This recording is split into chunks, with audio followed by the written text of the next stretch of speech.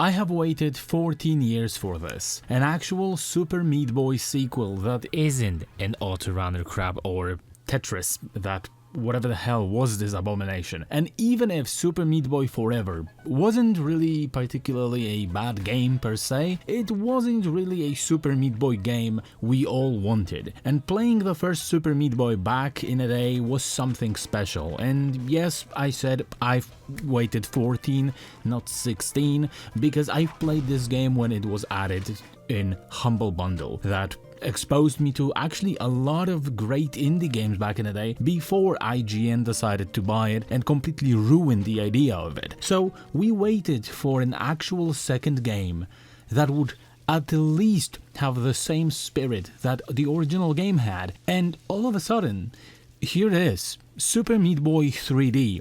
At first, my thought was, 3D may not be really what everyone wanted. But at the same time, I'm like, okay, but we shouldn't just receive the mission pack for the old game that is going to look exactly the same and play exactly the same. So I decided to give it a shot, and the game is annoying as hell, and I fucking love it. Transporting fast-paced 2D platformer with brutal level of difficulty and forcing you to be precise with every jump into 3D definitely wasn't a simple task. You have to take a lot of things under consideration when transporting this game into 3D, and not everything may work with the changed perspective. So in Super Meat Boy 3D, we actually have the same premise as the original game. Dr. Fetus is back, kidnaps Bandage Girl, and as the Meat Boy we have to save her.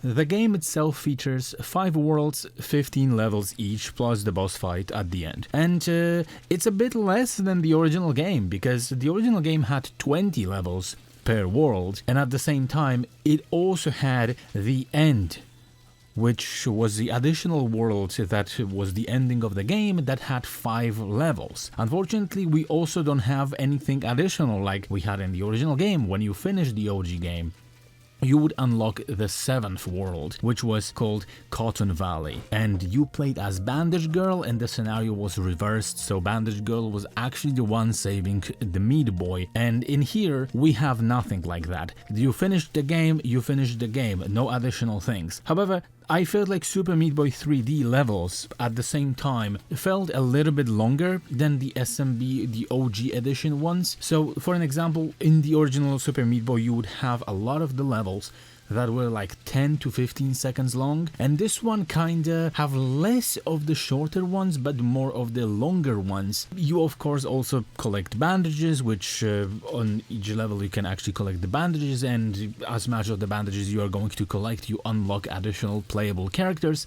and these characters also have different movement and it's their own skills. So something Meat Boy also wasn't able to do in the original game is a dash, which is heavily used in this game. You dash very often, and sometimes you'll even think, oh, I should dash in this place, because you actually kinda are tricked by the perspective that something is further away than it actually is, so you dash to your death. However, the dash also allows you to do something that you can actually cut corners, so which may make game easier than it was intended to be. And even on my first run on some levels, I would sometimes manage to just skip huge sections of the level, because I was like, okay, this one, for an example, seems like it's going to be a little tricky, and I automatically search for the ways out to not have to jump to the certain platform that may kill me. So I see some wall in the distance, and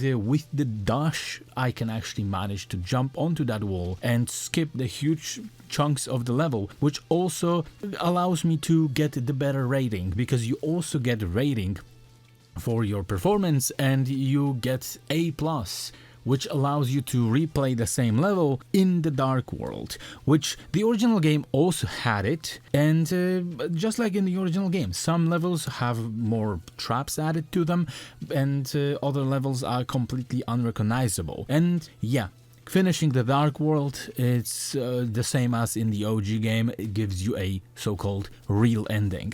I would also like to note that the game is in fact very challenging, but it's not on the same level as the original one. It definitely had some levels that I was sweating, but the level of sweatiness is not as high as it was in the original 2010 game.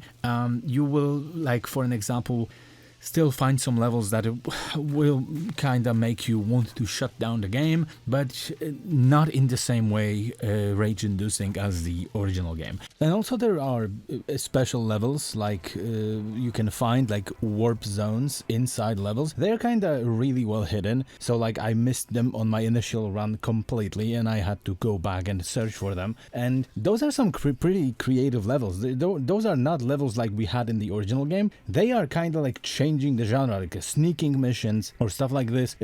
Kind of creative stuff, like changing a little bit of the art style of the game for the special level. And I'm talking like looking more of a like PlayStation 1 type of game. Kind of creative stuff. I wish maybe there was like more of the special levels in the game, but I'm happy that they still included them and they kind of went creative way with it.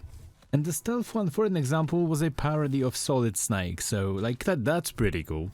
They also changed how the map looks. Right now you don't have the maps with just white tiles respective of the level. You have actual world map when you run around and you choose the level, and you have squirrels running around with guns, and you actually walk around it like in Mario games, like 3D Mario games, and I really like it. It's definitely Mario inspired, and it's a move in the right direction.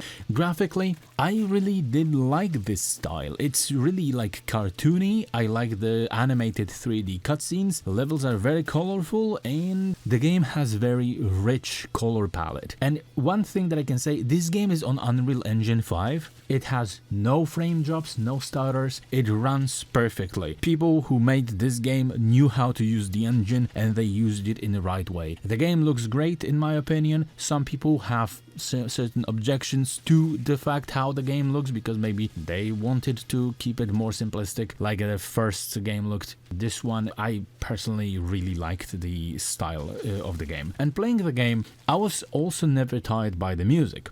I know everyone has its own take on the music in this game and the original Super Meat Boy. I personally think both games' soundtracks slap. However, the OG Super Meat Boy games, sometimes some levels would have soundtrack that was looped to the point when it was tiring me. In this game, I never encountered the same issues. I never got tired by the music. And also something worth mentioning, I was playing this game on PC, so I managed to play it on both keyboard and the controller, and if you are a keyboard enthusiast, I would assume that maybe this game is better on the controller. I personally played it a little bit on the keyboard and it wasn't really doing it for me. And I'm glad that I started and proceeded playing with the controller and just tested the keyboard after the fact, after I finished the game, because the keyboard is really clunky on this one, and it's probably because of the 3D. Because as the original Super Meat Boy, you can play on the keyboard and it's completely fine. And here the 3D perspective and a more like different range of movements you can do kinda impact how you play. There is also this thing in the game that is like 45-degree angle lock, so the Meat Boy, when you are playing, is going to lock in certain directions, so you are not going to be going in or out. But that's also like a double-edged sword, because like you can have this turned on, but when you are actually trying to do like, I don't know, 180-degree jump, you are going to kind of have harder time doing it when the 45-degree angle lock is going to be on. However, when you're going to turn it off, this kind of poses another set of problems with depth and stuff, and that kind of isn't perfect. And as I mentioned, like, this game is not perfect. The original game also wasn't perfect, and this game comes with completely different set of issues, like separate from the issues of the main original game. This game features like some amazing levels at the start, for an example, especially like first 3 worlds out of 5. Then in the 4th world, the difficulty amps up a bit. and it starts to be a little bit more challenging. However, the World 5 levels seem a bit off. Don't get me wrong, there are still some great levels and interesting ones, but most of the levels in the World 5 seem to be a little bit badly designed, or maybe even over-designed. And not to be like detached from the first game and to know if I'm kind of criticizing the game in the right angle or not, I kind of took upon myself and I played Super Meat Boy again, because I played it a long time ago the last time, and I played it again. Right after finishing Super Meat Boy 3D, I sat down and I finished the original one again. And it seems to be on par with the old game, because the old game also had some massively badly designed levels in the later stages of the game that were overly challenging and at times even unfair, genuinely basing it on being lucky, especially the additional 7th world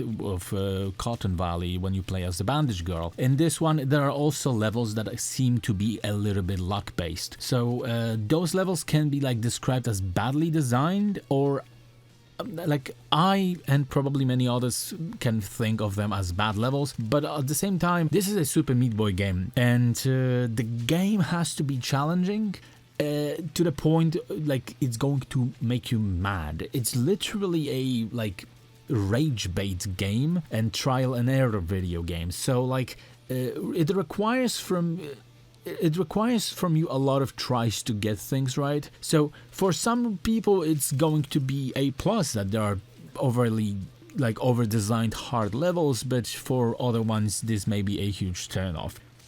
However, something that could be easily forgiven in Super Meat Boy game is not as easily forgivable in 3D. So, as the first game had like force fields that in the later stages kinda worked as like a jump from you, you had to like balance your way on the force field to avoid the traps, saws and stuff like this. In this one, you don't have that. You have anti-gravity fields, which are these like blue bubbles, and sometimes they are really hard to operate. The game isn't really clear on how to operate them in the three-dimensional take. I found myself like not moving forwards and backwards. I was only moving to the sides, but my character would still float into the depth of the screen, and resulting in me like losing my position and jumping, for an example, behind the floor that I was supposed to land on.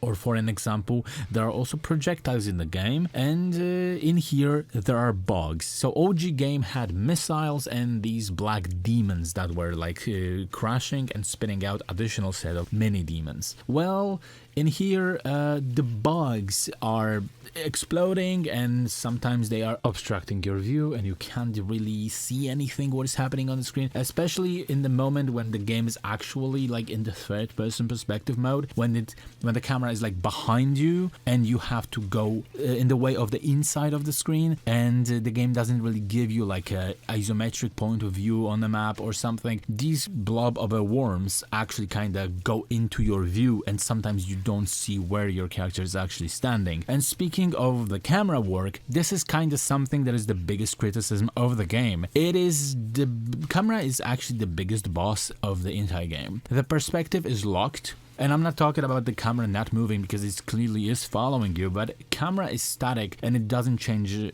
angles. So for an example, the angle is the same, and you have a situation when you have to jump on some wall that drastically changes your position towards the camera, and that becomes an issue. Like, I never had this in Worlds 1, 2, 3 if it comes to this game, but in the World 4 and especially in the World 5, this kind of started becoming a problem, because when the entire level is basically forcing you to jump on the walls that are positioned diagonally towards your camera, all of a sudden the game tells you to jump on the wall that is connected to it, to the diagonal one, and the wall is vertical, and you don't even clearly see this wall, for an example, because the camera is kind of obstructing the view. So you have to not only change the way you're jumping throughout the entire level, but also you have to jump on the wall sometimes that you don't clearly see if you actually can jump on it. And this happened many times. The camera is, for an example, still in one place, but you have to jump on the wall that is further into the level, and you don't really see what is on this wall, and there are traps on the walls. So this kind of becomes a problem. And when the game kind of forces you to automatically like jump like more than 180-degree angle, and from the diagonal wall to the vertical wall, that kind of screws your entire move flow and causes you to die most of the time. And the game in fact also does feature a red circle under your character, which is there to help you define the position the Meat Boy is at in any given moment. So it really feels like the depth perception is not really strong in this game, so it would often like make me like look at the circle because I was jumping from the wall to the next wall and I didn't really know if I'm landing in the right place, so I had to focus more on the red circle under the character than on my actual character that I'm playing as. And I know that there are going to be people who never had an issue with the depth perception in this game, but I personally really had mixed feelings about that. Sometimes I wouldn't be able to possibly like describe where I actually am, if I am on the right position or not, and I would have to instruct myself with the circle. And the circle is there because probably creators knew that is going to be an issue for a lot of people. And however, despite of all the problems that I had with this game, I still think this is an amazing addition to the Super Meat Boy franchise.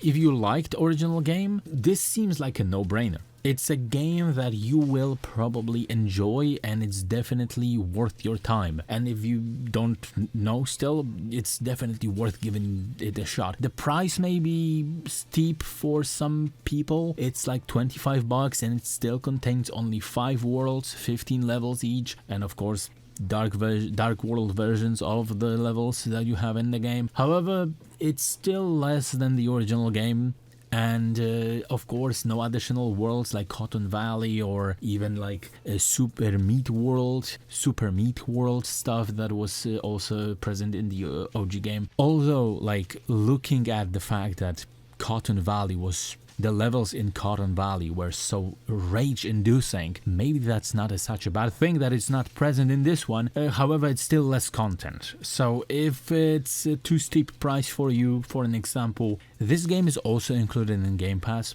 So you may play it in Game Pass. If you already have a subscription, there is also no-brainer. Like, you should definitely give it a shot. And the game also released on GOG. So that's a major big ups for me. Like, they actually released the game on GOG. You can buy it and you can have your external launcher and you don't even have to be connected to anything. So that is big ups. Any game that releases automatically on GOG is a big respect from me, because that actually pushes the preservation of the game. So give it a shot.